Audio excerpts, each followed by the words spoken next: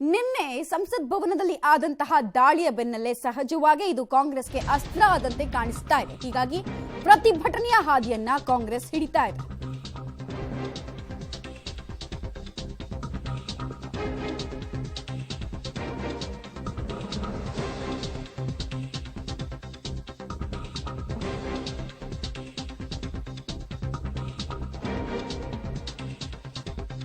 ಪ್ರತಾಪ್ ಸಿಂಹ ಬಂಧನಕ್ಕೆ ಆಗ್ರಹಿಸಿ ಕಾಂಗ್ರೆಸ್ನವರ ಪ್ರತಿಭಟನೆ ಇವತ್ತು ಕೂಡ ಕಂಡು ಬಂದಿದೆ. ಯುವ ಕಾಂಗ್ರೆಸ್ ಕಾರ್ಯಕರ್ತರಿಂದ ಪ್ರತಿಭಟನೆ ಸಾಗ್ತಾ ಇದೆ.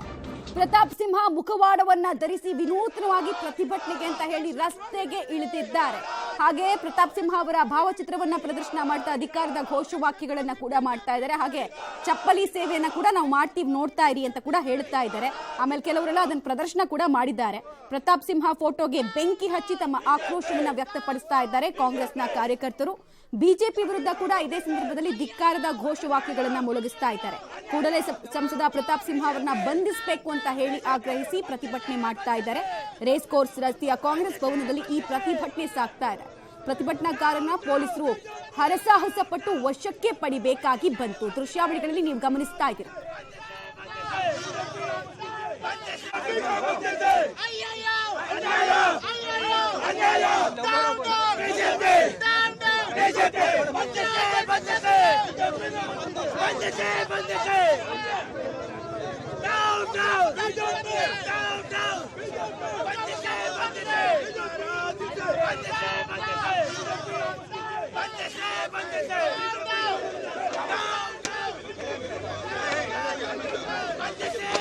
ಸ್ವಲ್ಪ ಬ್ಯಾಕ್ ಬನ್ನಿ, ಬ್ಯಾಕ್. Hello back